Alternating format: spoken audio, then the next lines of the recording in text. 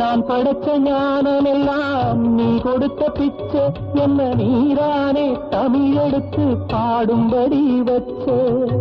நான் படைச்ச ஞானம் எல்லாம் நீ கொடுத்த பிச்சை, என்னை நீரானே தமிழ் எடுத்து பாடும்படி வச்ச.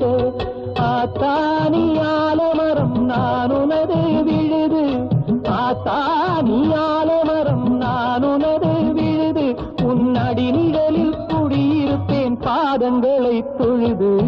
பெற்றவளே பெரியவளே உடுக்கை சத்தம் காதில் வாங்கி போட்டுக்கு, அதில் உன் புகழை பாடுகிறேன் கேட்டுக்கு.